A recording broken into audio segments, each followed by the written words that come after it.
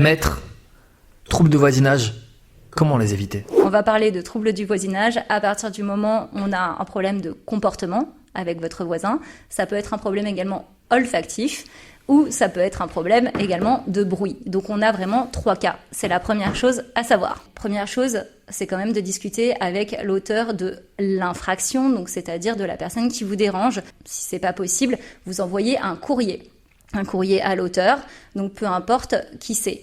L'idée, c'est d'exposer exactement les faits de manière objective en apportant des éléments de preuve. C'est quand même de ce qu'il y a de plus simple.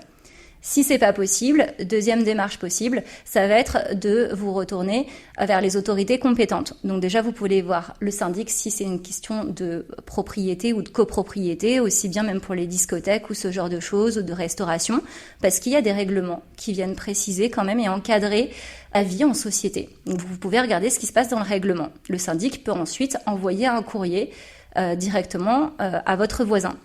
Vous pouvez également vous retourner vers le maire et le préfet qui peuvent vous orienter parce qu'il y a également pour les chantiers par exemple des règles de chantier. Et puis vous pouvez faire un signalement ou une plainte auprès du procureur. Alors ça, j'ai pas envie de vous trop m'étendre dessus parce qu'il y a souvent des classements sans suite, mais ça peut toujours être intéressant pour pouvoir vous en servir dans une suite de procédures. Si ça fonctionne pas, vous pouvez saisir un conciliateur de justice.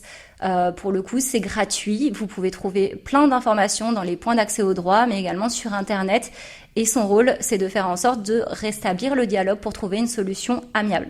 Et puis si ça fonctionne pas, ça c'est tout à fait possible, il faudra passer par le juge et c'est le juge civil qui est compétent. Vous devrez démontrer dans ce cas-là qu'effectivement il y a bien un trouble anormal du voisinage, donc avec toutes les caractéristiques que ça comporte, et puis ensuite un lien de causalité avec le préjudice que vous avez subi tout en justifiant du préjudice.